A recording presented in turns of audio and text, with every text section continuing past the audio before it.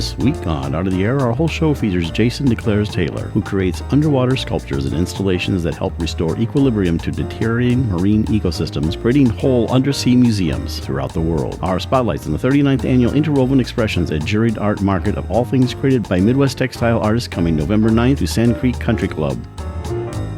Express yourself through art and show the world your heart. Express yourself through art and show the world your heart.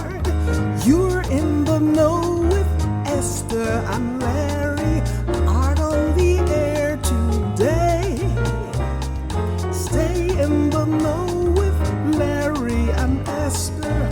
Art on the air our way. Express yourself through art and show the world your heart.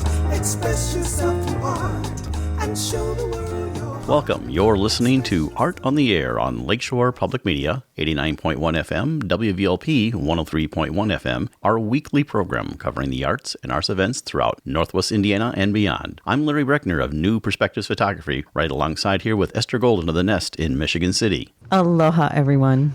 We're your hosts for Art on the Air. Art on the Air is supported by an Indiana Arts Commission Arts Project Grant, South Shore Arts, and the National Endowment for the Arts. Art on the Air is heard every Sunday at 7 p.m. on Lakeshore Public Media, 89.1 FM, also streaming live at lakeshorepublicmedia.org, and is available on Lakeshore Public Media's website as a podcast. Also heard on Friday at 11 a.m. and Monday at 5 p.m. on WVLP 103.1 FM, streaming live at wvlp.org. Our spotlight interviews are also heard Wednesdays on Lakeshore Public Media. Information about Art on the Air is available at our website, breck.com/AOTA. That includes a complete show archive, spotlight interviews, plus our show is available on multiple podcast platforms, including NPR One. Please like us on Facebook, Art on the Air, WVLP, for information about upcoming shows and interviews.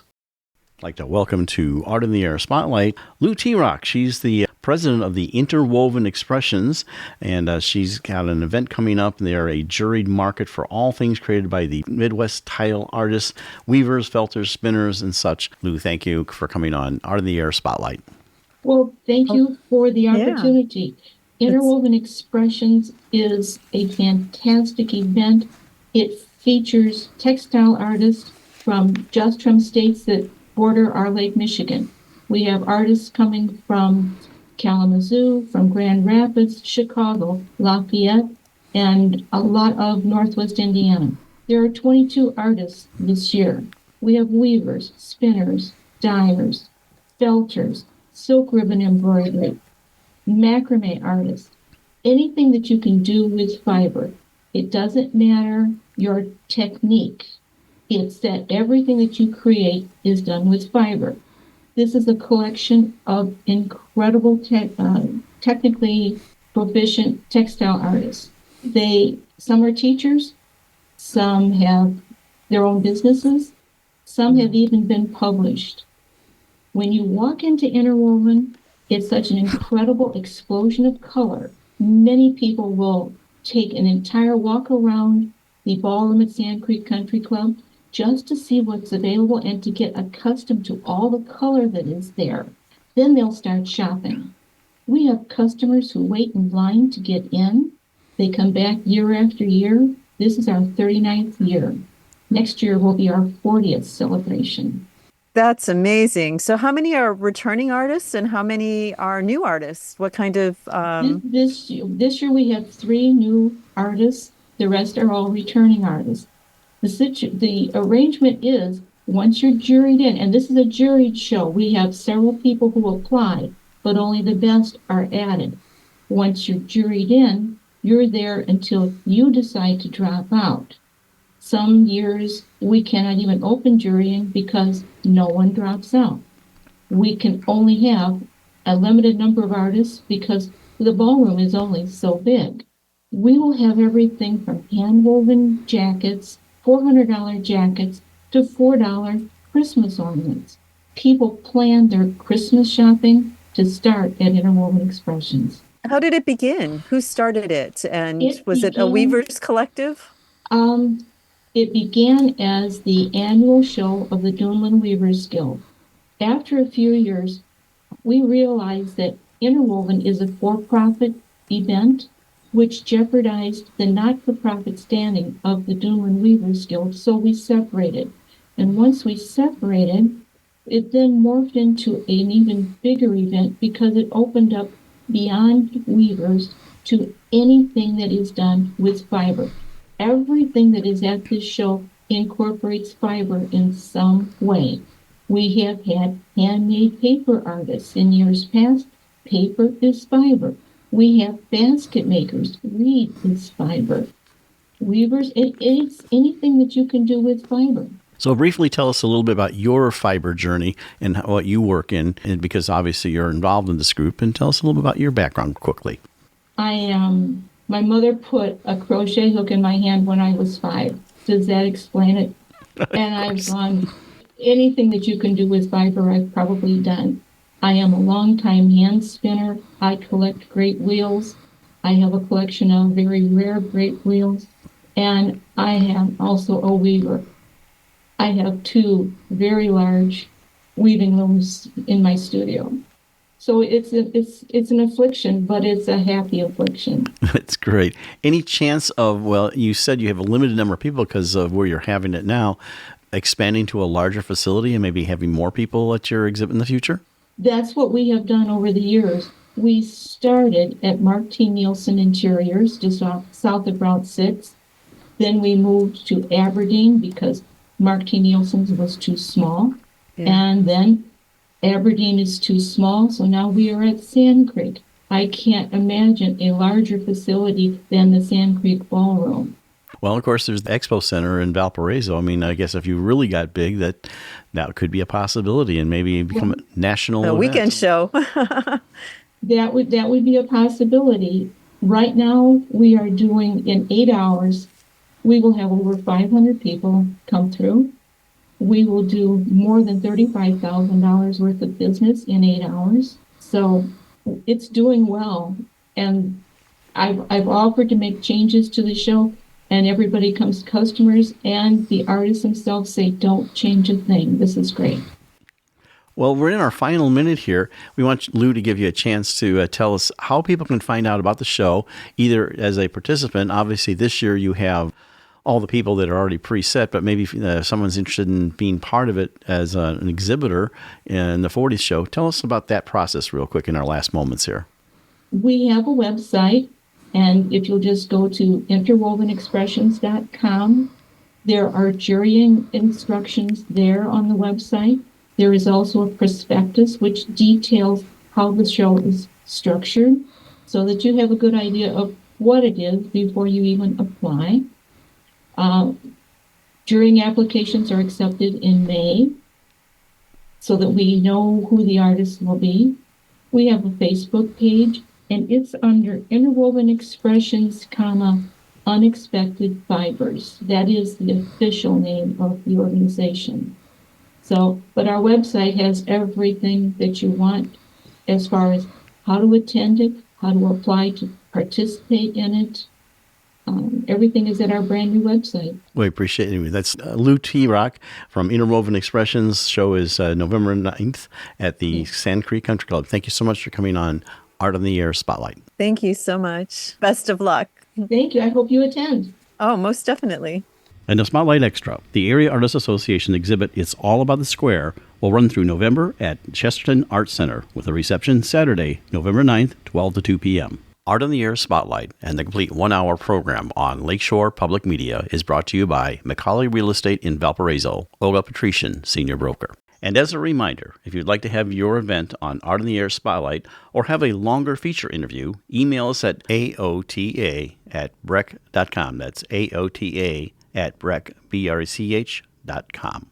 Art on the Air is supported by an Indiana Arts Commission Arts Project Grant, South Shore Arts, and the National Endowment for the Arts.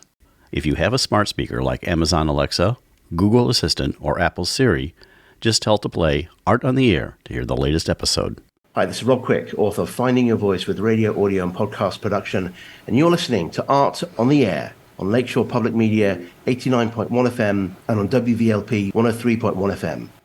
We are pleased to welcome Jason DeCaires Taylor to Art on the Air. Jason is a sculptor, environmentalist, and professional underwater photographer. He became the first of a new generation of artists to shift from land art to the realm of the marine environment. His permanent site-specific sculpted works are predominantly exhibited underwater. They explore themes of conservation and environmental activism. He is best known for his numerous large-scale underwater museums and sculpture parks, creating in 2006 the world's first underwater sculpture park off the west coast of Grenada, and National Geographic has claimed it as one of the 25 wonders of the world. Thank you for joining us on Art on the Air. Aloha and welcome, Jason. It's so nice to meet you. Yes, likewise. Pleasure. Thank you, Jason, for joining us. Well, we always like to start off our show with your origin story. I always like to tee it up by saying how you got from where you were to where you are now. So tell us all about Jason. Sure.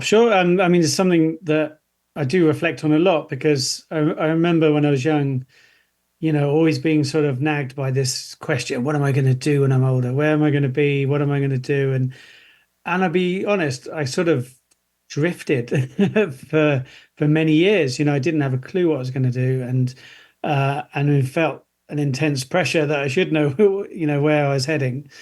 And I ended up doing lots of sort of different jobs. I was fortunate. I grew up in Malaysia when I was young. So my parents were teachers and they used to drag us around different parts of the world. And we ended up in Malaysia. So I spent a lot of time snorkeling and diving in Thailand and just exploring. Tide pools. Yes. Yeah. Amazing place. And then later on, I moved back to the UK and I went to school there. I then ended up going to art college after leaving school.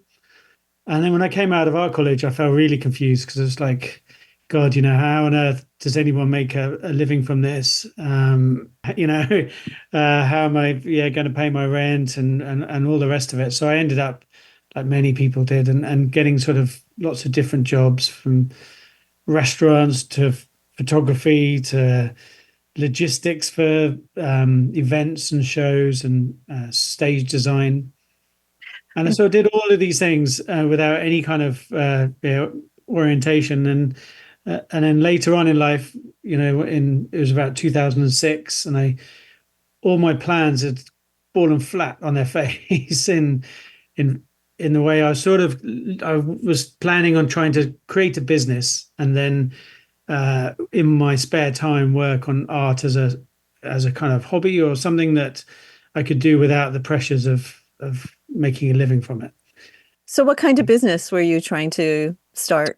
Scuba diving. So I was looking at running a scuba diving center. And so I actually traveled to Grenada and thought I'd set up a scuba diving center there, and I sold my house and put in almost 2 or 3 years of research and training and all the rest. And then I sort of finally got to the moment where I had to sort of bite the bullet, and I was like, oh, I really actually hate doing this.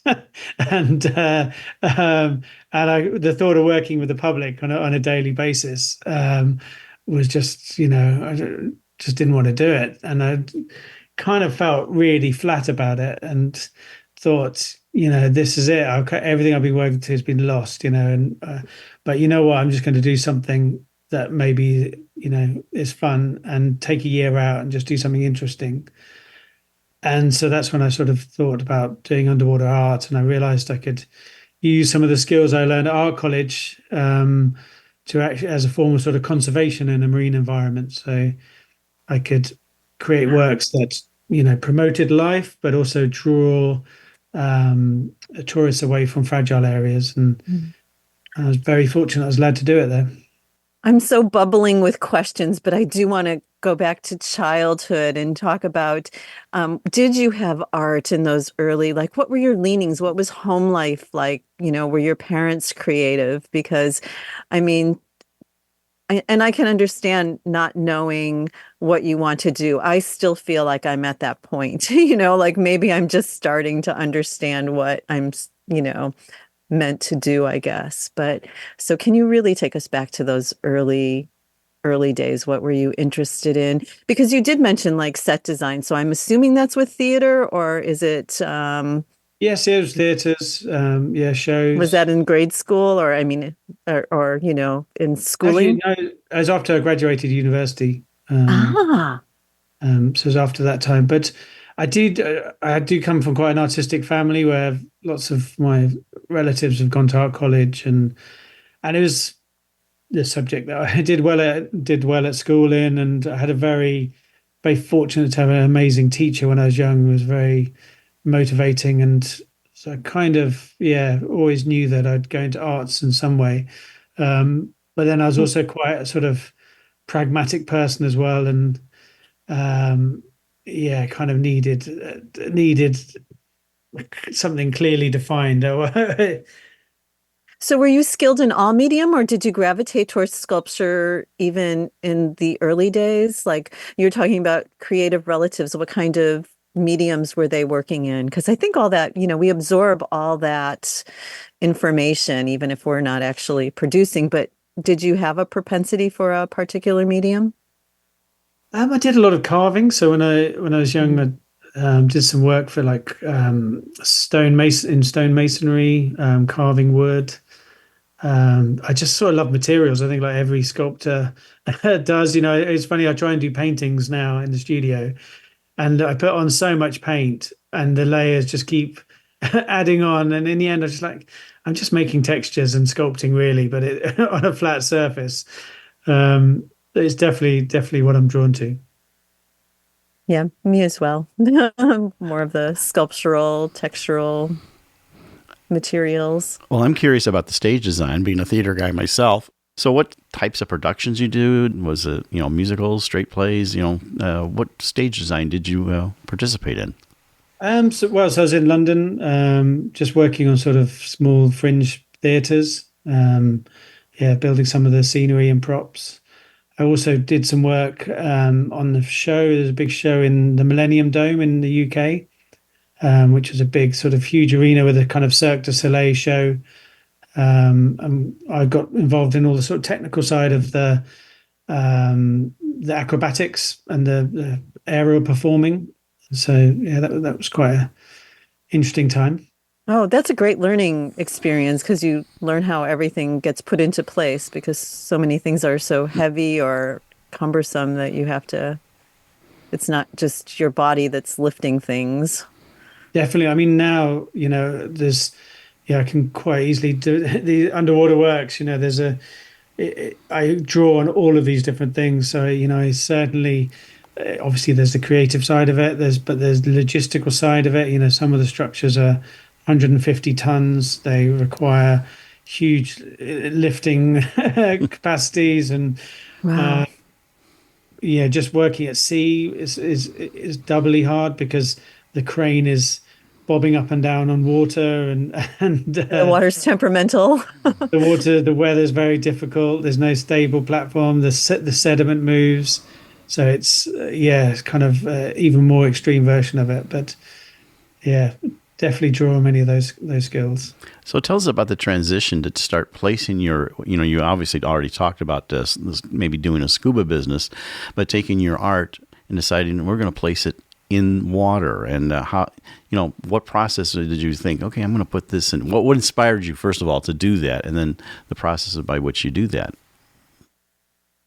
So, I mean, at the same time, when I was at our college, I learned to be a scuba diver, again, just sort of recreationally. And then again, after when I graduated, another job I did was I moved to the Great Barrier Reef in Australia and worked on some of the liveaboard boats there, teaching scuba diving, and also learned to be an underwater naturalist. And again, I had a very good mentor that was out there that sort of really sort of explained all the sort of ecological processes that happened underwater, and also more importantly, he was very, very focused on all the threats. 20 years ago, or more, I should say, it was probably about 30 years ago. He was very hyper focused on all of the pollution, agricultural pollution that was destroying the Great Barrier Reef, and the changes in temperatures were being noted, and so I sort of always came at it from that angle. But I was also because I did so many dives in very similar places, I really sort of started to go back to the same reef and see how a fire coral would encrust the surface and give it a certain texture. I would see how man-made objects would sort of evolve over time, and how light patterns worked, how sands shifted, how creatures inhabited different spaces. That's the fascination of it, though. I was fascinated since childhood with sunken ships and how they became like home and shelter for so many. And so that's why, when I learned of your work, I think almost 20 years ago, it's just been so fascinating. So you did go into it knowing that the things that you were going to place were, that you were creating like this artificial reef environment. Because in your dives, were you seeing reefs? Because I've seen reefs that are, dying because of the environmental impact on them. And so to be creating artificial reefs, it's just phenomenal. And then to have it be so beautiful and deliberately placed. I mean, wow, thank you. It's gorgeous. No, yeah, it was definitely I mean, again, sort of, timing and circumstance. When I was in Grenada and I had that sort of, time to reflect on things, it was also after a huge hurricane had passed by, and that had really decimated one of the bays on the island, and raised the coral to the ground. And so it was. What time period was that? That was about 2005. And then Hurricane Ivan, and it passed by and was really devastating. And this particular and what it meant that only a couple of the reefs were in pristine condition. So all of the dive tours and snorkel tours are all heading to that one location. And so, I thought if I could make a diversion and utilize this bay, which had been damaged, which was also very beautiful in its own right, because it had these sort of corridors in the reef, and it had these channels and almost like rooms that opened up within the sort of rock faces. I instantly, started to look at pieces that would fit within each area. Was there an inspiration for learning how to dive as a kid? I know I watched a program here in the States called Sea Hunt, and I always wanted to scuba dive as a result of that, and I never really pursued it. But was there any other, or like a Jacques Cousteau thing? Was there some other thing that inspired you to say, gee, I really want to do that? I can't think of anything really. I just knew I was going to do it. It wasn't a case of, if. It was just like, when am I going to, it was like getting a driving license. I knew Sure. I had to get a driving license. But from a very young age, I've always just been driven by sort of exploring things, and whether that be sort of abandoned buildings or warehouses or air raid shelters or anything, I just always loved sort of go places where, other people hadn't been, or obviously not in abandoned places. But there's so much to explore underwater. It was, inevitable. So it was kind of with 2005 being Hurricane Ivan, and 2006, the first big works, I guess, in the water. So is that like when you were diving after Ivan, was that when putting something artificial or unnatural into something natural to transform it, is that when you decided that balance would be quite satisfying? Or yes, yeah. I mean, when I was studying art college, my work was always based outside of the gallery, so I was very interested in landscape installations and putting works in urban settings and forests, and just looking how as the context of the work, the location of the work changed, and the context, how your relationship to the piece itself, and how the pieces could take on the sort of patina or the characteristics of where they were. And I did think there's such a beauty to the decay and the change, like that things do evolve and change over time. And that's another aspect that I love of your work. I mean, it's so present, and they could visit it on 2 different days and it would be different. Definitely. And also, I just think, so many artists, we try to sort of explore the human condition, and the human condition is that we adapt and are completely, characterized by our cultures, by our environment, by in conditions that we're in. And I love the way that these sculptures aren't sort of, static monoliths. There are things that take on that shape and patina and adapt to their surroundings. And I think that's more truthful in a way. So when choosing a site, how do you, there's obviously places you probably have already visited in diving, but when you do that, and also do you need permission from some of the places that you place stuff? But tell us about that process of choosing the site, and then if you have to get clearance from either a government or other entity. Yes. So the one thing I've developed is this sculpture, you get calluses on your hands, but you basically get thick skin all over, because the bureaucratic side and the fundraising side and the logistical side are such big elements. And choosing a site is really critical part of it, making sure that you do get the permits, and the permits can take a month to get, or they can take 3 years to get. It's very different in each place. Obviously, the sea is incredibly volatile and huge forces and corrosive elements to it that you really have to factor in, how they're anchored to the seafloor, how they're not going to be toppled by a big wave, how then obviously there's no negative impact to the existing ecosystem. So there's a lot of factors, and being a just making sculptures out of materials are very, very different. Traditionally, a lot of public sculpture is made from metal, whereas most of my works are made from inert materials, and that is again, a very different process. Was that an already, what you're using? Was that already in existence, or did you help formulate what you needed to have that happen? Definitely adapted it, over the years. It's been sort of 20 years of learning which materials trial and error. And starting off, it was very trial and error. Quite often because I had a very low budget, and I was working with just materials that could be found on the island. But I learned quickly that objects needed to be very heavy. That I couldn't include any sort of iron or metal elements in it, and that the surfaces had to be a certain pH to actually attract marine life.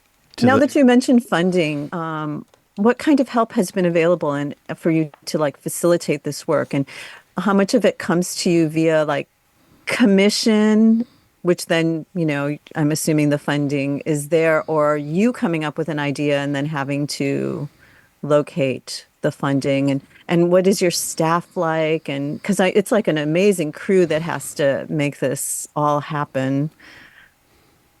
Sure, there's a lot of moving parts to it. Firstly, the fundraising, it depends. I'd say probably 70% of the projects are public, government funded, either by various different grants. In each country there'll be a different fund that can be applied for. But other times I've also done private commissions for hotels or individuals, or sometimes for charities that are trying to raise awareness of a certain campaign. It does differ greatly, and then again the team of people involved, it is quite a process from the inception of making the initial designs, and then making the molds, shipping the various components to arrive on site.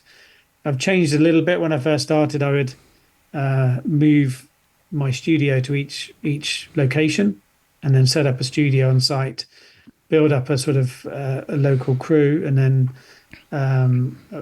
work there. And that was really great. And I had some wonderful experiences. But my family have now threatened to leave me. Keep doing They didn't want to travel along and set up camp in new places. We did it for almost 12 years, but obviously with schools and that, it gets more complicated. So, Jason, do you ever have to revisit some of the pieces? And I don't know. I know the evolution is to let things happen naturally, but repair and or modify or go back, or you just say whatever will happen once it's placed, it stays that way? They're definitely intended to be naturally colonized. So, we don't try to interfere too much with that process. I have done in the past, tried to sort of clean one side of a sculpture and leave another side, and it's counterproductive in the end. It's just best to sort of leave nature to do its thing. I do go back a lot to try and monitor, how they're colonized. For me, that is definitely the most beautiful part of the work, and seeing, the joy in seeing that become a home. We do occasionally get some sort of damage, that if there's a big hurricane or there's some sand that's shifted, haven't had to do it very often, but occasionally, especially because I'm often trialing new things. I always love to experiment and do, as all artists do, sort of push yourself and look at something in a different way. So, well, there's a natural evolution to an artistic practice. There is, but some of my colleagues beat me over the head with it because it always causes headaches. Because so we've incorporated lighting and sensors into some of the works. Some of them have been floating. Some of them are sort of 12 meters high, and then sort of done a range of different things, and you sort of learn something new on each. And certainly, and you learn other things as well. I don't like to, I'm not doing any more lighting because it's very complicated. We'll be back in just a moment with our guest today on Art on the Air, Jason DeCaires Taylor. We'll hear more about his underwater sculpture journey. We'd like to thank you for listening to Art on the Air. Our show relies on the support of not only our show underwriters, but also our listeners who make donations to this station. Your support of this station will ensure Art on the Air may continue bringing you the best of the arts and culture programming for Northwest Indiana and beyond. If Art on the Air is important to you, please consider supporting this station with a one-time contribution or even making an ongoing sustaining contribution. For information on how to make a contribution, go to this station's website or our show website, brec.com/AOTA. And thank you.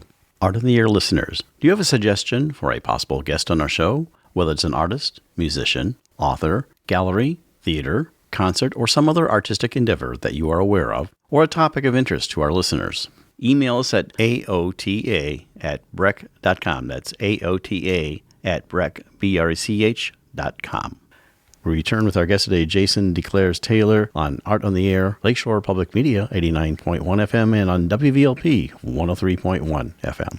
So, Jason, I ask about a particular sculpture or sculptures in Rising Waters. How does that collaboration work? Now, it seems so personal. Was that you coming up with this concept and then locating how it was going to get done, or was that one brought to you? Definitely. I mean, no, that was one that it was quite personal for me, and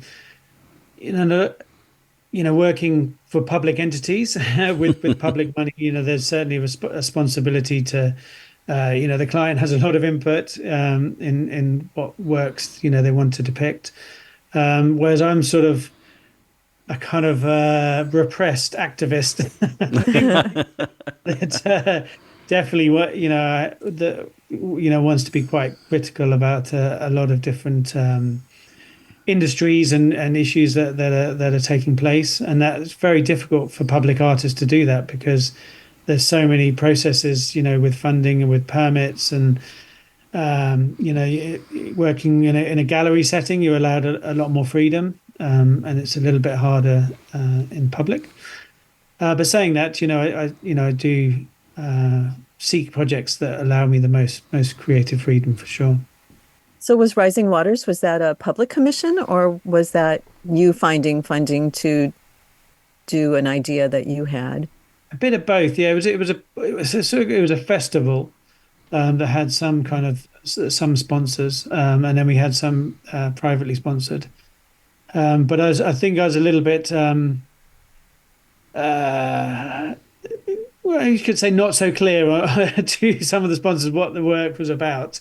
So it was a sort of, maybe it was a celebration of the London horses, or maybe it was a piece that was highly critical of the fossil fuel industry. I know it's very deceptive at first because, we all have feelings one way or another about horses, and they're so large and present. And then when you really look at it, you see that initial is like, oh, wow. And then you see the meaning behind it when you really look at those horses' heads and the expression on the people's faces and what they're wearing, and very powerful. There's quite a few sort of concepts that I have lined up, for the right moment and the right circumstances to come about. I noticed that probably an ancillary part of your work is photography. First of all, and then of course underwater photography is a whole different thing. But tell us a little bit about your doing photography and then adapting that to the underwater environment, and especially to capture the wonderful, stunning images you have of your work.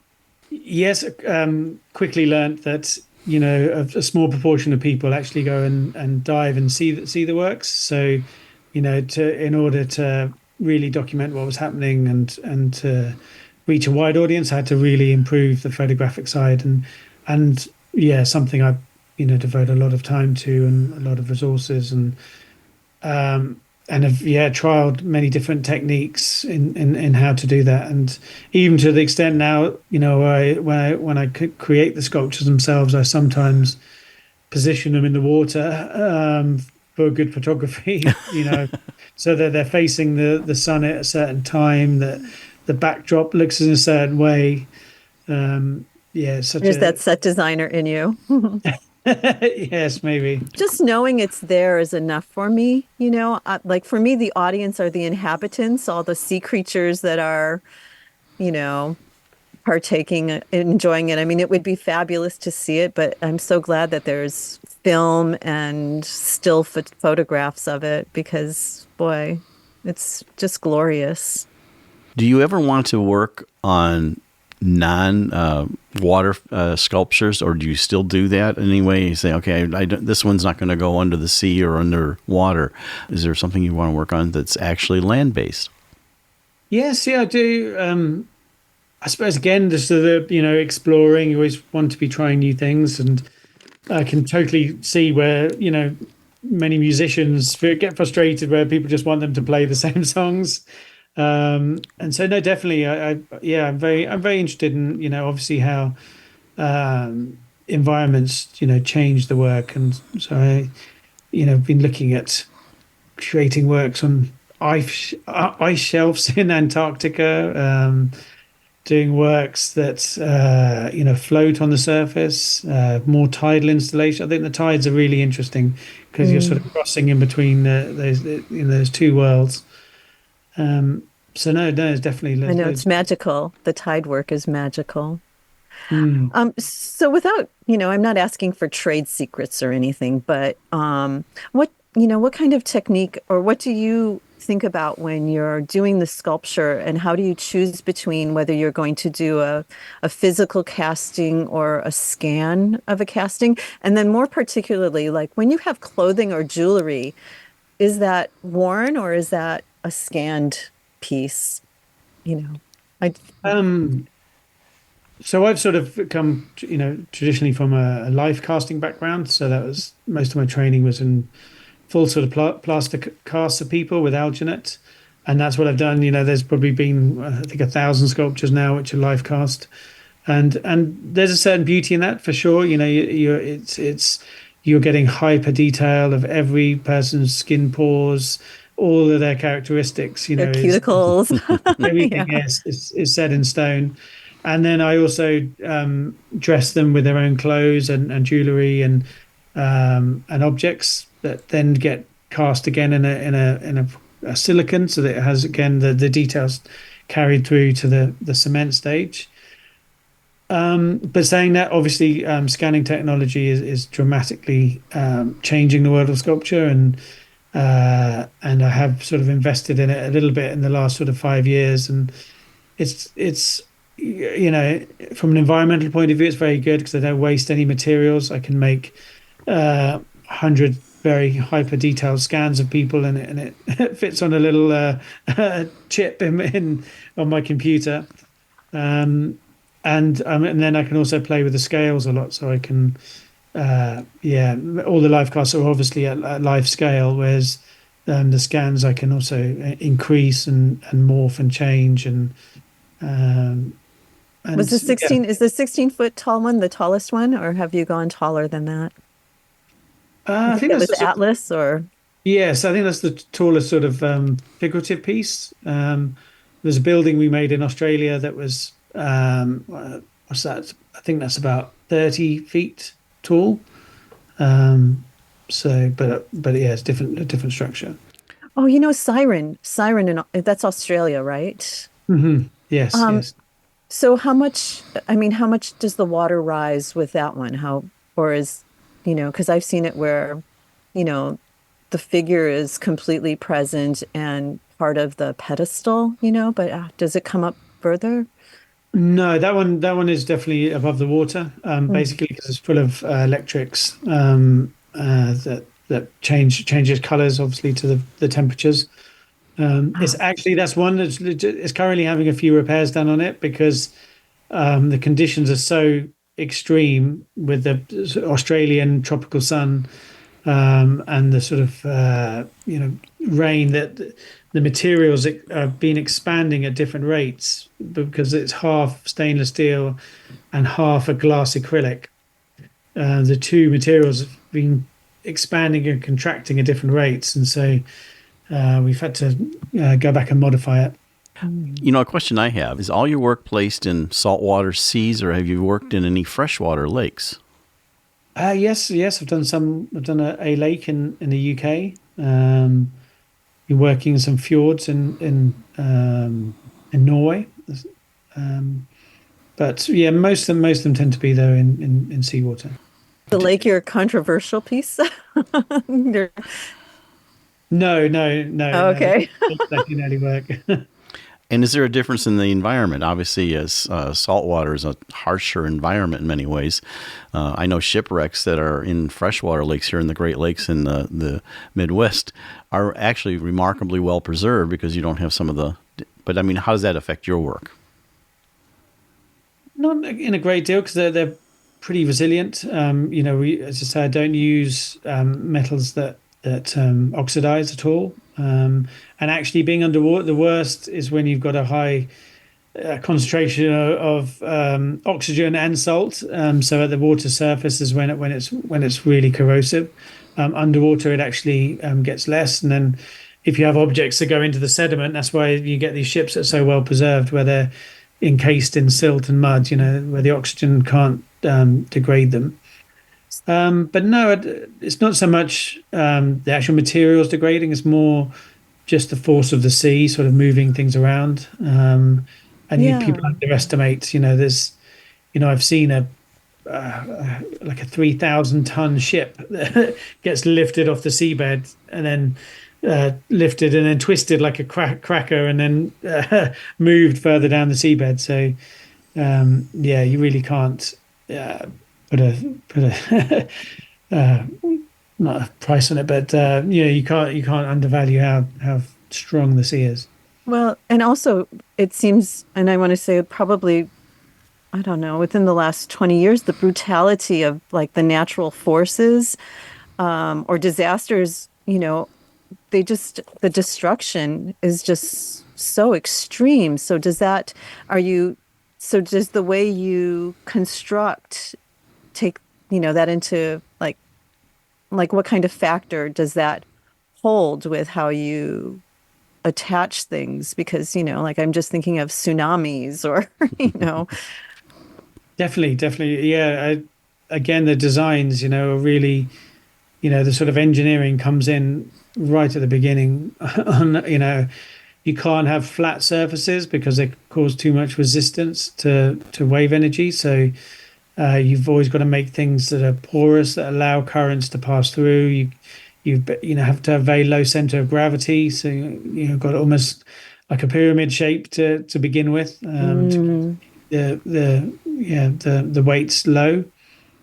connections. Yeah, because even the between flow in between the figures, I mean, it just all seems very, of course, deliberately placed, but also in accordance with the natural, waves or, not that they're predictable, but But it also changes. So Mhm. sometimes, obviously as they get colonized even further, they get heavier and more top heavy as Oh, well. So yeah. it also changes over time. And it's the higher you are in the water column, the better the nutrients are generally. And the more organisms that you get that filter the water for nutrients start growing, which is really great. And then they're really beautiful.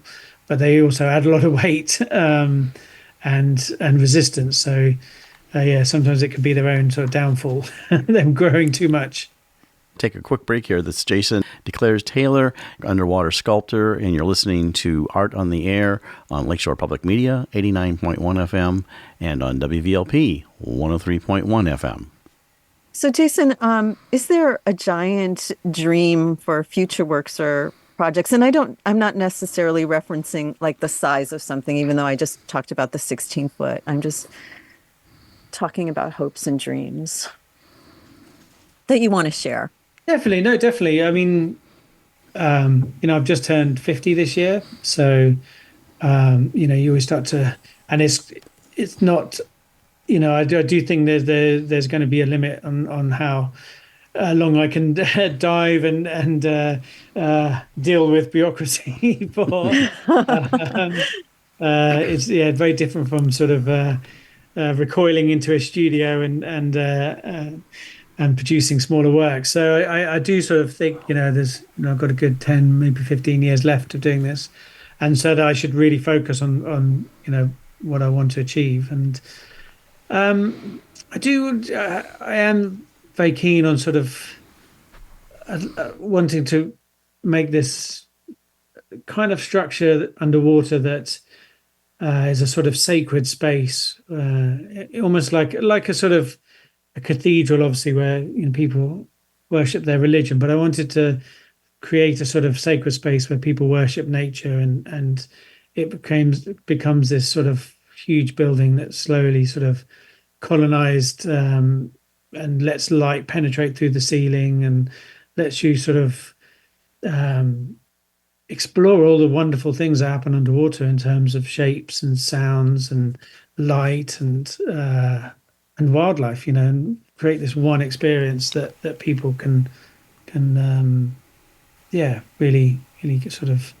Well, I've seen your maquettes, and the different sculptures that you make. Is that something that's ongoing during all of this as well? Are you making those, and are they available for the public to purchase, or and I've also, you post occasional pictures of paintings that you've done. So you're involved in a lot of different artistic expressions, but those maquettes are gorgeous.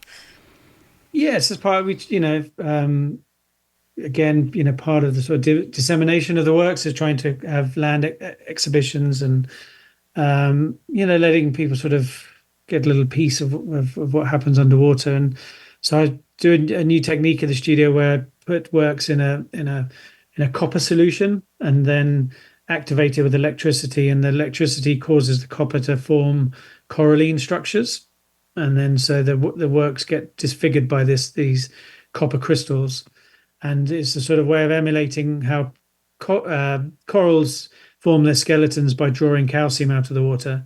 But in the studio, we're drawing copper out of the water, and obviously nothing organic or living is getting sort of harmed in that process. So yeah, we do try to sort of emulate what happens. Does anyone in your family dive with you? Not necessarily to work, or maybe they do work, but has that become kind of a family thing that you do scuba together? Well, yes. My daughter has just learned, and she's only 12 now. Yes, she absolutely loves it and is dying to get involved, but she's still a little bit too young to be there for the sort of the installation side. But I can definitely see her helping me with the photography and the sort of documentation bit. What depth do you usually put your work at? I mean, obviously the deeper you go, the tougher it is to work, but, what depths are generally your work at? It ranges, but I'd say we're in feet, so probably like 30 feet to about 15 feet. Pretty shallow most of the time. There's a little bit of a sort of catch-22 because the deeper you are, the more secure the works are, and the better they anchor to the seafloor.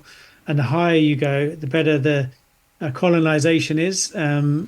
But the wave energy is much higher in that first sort of 15 feet of water. So, but of course, they're obviously much more accessible. And when you open the works up for snorkelers, there's a really big audience of people now that love snorkeling. So I do try and go shallower. 15 feet dive snorkeling is a lot easier than a 30 feet dive. So definitely. It's wonderful because it does relieve the burden of the reefs, to have this other beautiful thing to take a look at. Yeah, it's brilliant. Do you have any plans for work coming up, that you're citing? You're already working on the work like in a studio, but you're planning coming up in the next year or so that you've already cited out and have ideas for? Well, you've caught me at a good moment, actually, because I'm just about to fly off to install a big installation, which is in Karaku. And I've just made a fleet of 30 boats, which all go underwater, all made to look like they're paper origami. And they're all based on local school children from this island. And it was all about the sort of fragility of climate change and migration and the sort of uncertain future that some of these children face. Mm-hmm. And it's even more sort of poignant at the moment because I was meant to install it earlier in the year in June, but just before I was about to install it, a massive hurricane came in, Hurricane Beryl, and destroyed 90% of the buildings on the island. All of the children that I cast are now completely homeless. It's devastating. And as you can see, there's the hurricanes are increasing in frequency this year across the Atlantic and Caribbean and southern states in America. And so, but now that I'm able to return and actually install this piece, and I'm looking forward to sort of going back. And they've been quite fortunate. There's been a lot of aid that's been donated and a lot of reconstructions taken place, and the community are now back on their feet, and they're trying to get tourists to now go back to the island and aid with the sort of economic development and bring some of their jobs back. So that's exciting times. So those are out of like a marine grade stainless steel. What is going to be the genesis of that underwater? Yeah, so it's a special 316 marine grade stainless steel, and that is very stable underwater. It doesn't corrode and lasts for a very long time. And then it's combined. It has the large sort of concrete foundations as well to keep it in place.